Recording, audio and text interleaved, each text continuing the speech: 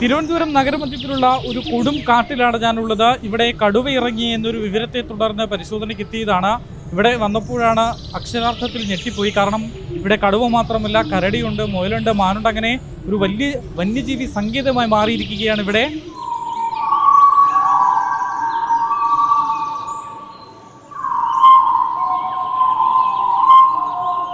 കാട് കാണാനും അറിയാനും വേറിട്ട കാഴ്ചയൊരുക്കി വനംവകുപ്പ്. സർക്കാരിന്റെ 4 വർഷത്തെ പ്രവർത്തനങ്ങൾ, ജീവൻ പിടിക്കുന്ന ഇൻസ്റ്റലേഷനുകൾ ജനങ്ങൾക്ക് പറഞ്ഞു നൽകുന്നു.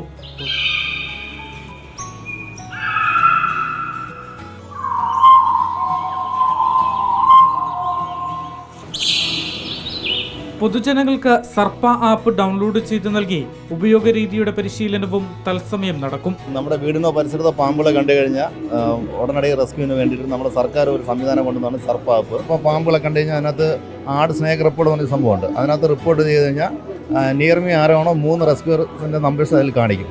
അതിൽ അടുത്തുള്ള ആരെയാണെന്ന് വെച്ചാൽ കോൺടാക്ട് ചെയ്യാം. അരമണിക്കൂറിനുള്ളിൽ നമ്മൾ റെസ്ക്യൂർ സ്ഥലത്തെത്തി പാമ്പിനെ റെസ്ക്യൂ ചെയ്യും.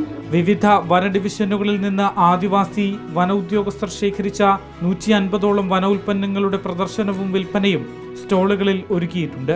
കേരളത്തിലെ വിവിധ വനപ്രദേശങ്ങളിൽ നിന്നുള്ള എല്ലാ വനവിഭവങ്ങളും ഞങ്ങളിവിടെ എത്തിക്കാൻ ശ്രമിച്ചിട്ടുണ്ട്. കുടംപുളിയുണ്ട്, കുന്തിരിക്കമുണ്ട്, അതുപോലെ തന്നെ നമുക്ക് അവിടെ ഇപ്പോൾ ഈ കൂവപ്പൊടിയുണ്ട്, അതുപോലെ തന്നെ ഈ ധാന്യം തിനകൾ അടക്കമുള്ള ഒരുപാട് പ്രോഡക്റ്റുകൾ, ചന്ദനം, മറയൂരിൻ്റെ നമ്മളൊരു ഹൈലൈറ്റഡ് സാധനമാണല്ലോ ചന്ദനം, അതുൾപ്പെടെയുള്ള എല്ലാ പ്രോഡക്റ്റുകളും നമുക്കിപ്പോൾ അവൈലബിൾ ആണ്. ഇവിടെ എന്ന് വെച്ചാൽ ടീയുടെ പല വെറൈറ്റി ഫ്ലേവേഴ്സ് ഉള്ളതുണ്ട്, സാൻഡൽ ബേസ്ഡ് പ്രോഡക്റ്റ്സ് ഉണ്ട്, അതുപോലെ ലിപ് ബാം, ബി വാക്സിൻ്റെ ലിപ് ബാം, ബി വാക്സിൻ്റെ പലതരം സോപ്പ്, പിന്നെ instant jackfruit payasam mix ഉണ്ട്.